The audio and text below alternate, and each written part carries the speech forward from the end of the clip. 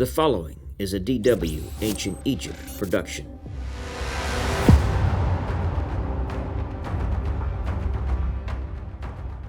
Not much is known from Amenhotep II's death to the rise of Tuthmosis IV.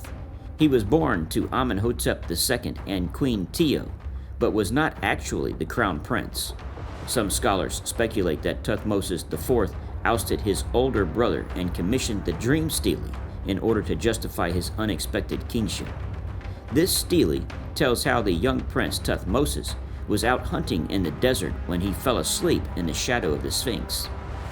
The sun god Ra appeared to him in a dream and promised that he would be king if he cleared away the sand that had nearly buried the body of the Sphinx. The stele was placed between the two paws of the Sphinx upon its completion. Tuthmosis IV's rule was significant because he established peaceful relations with the Mitanni and married a Mitannian princess to seal the new alliance. Mitanni had been a rival of Egypt since the reign of Tuthmosis I. Now, at the height of its power, the kingdom decided to join forces with Egypt to protect their mutual interests from the threat of Hittite domination. Like most of the Tuthmoside kings, Tuthmosis IV built on a grand scale. He completed the eastern obelisk first started by Tuthmosis III, which at 105 feet was the tallest obelisk ever created in Egypt. It was intended, most unusually, as a single obelisk for the temple at Karnak, and not one of a pair. The obelisk was later transported to the grounds of the Circus Maximus in Rome by Emperor Constantius II in 357 AD, and later re-erected by Pope Sixtus V in 1588 at the Piazza San Giovanni. It is currently known as the Lateran Obelisk and is the tallest standing obelisk in the world. Tuthmosis IV also built a unique chapel and peristyle hall against the back of the main Karnak temple building. The chapel was intended for people who had no right of access to the main Karnak temple.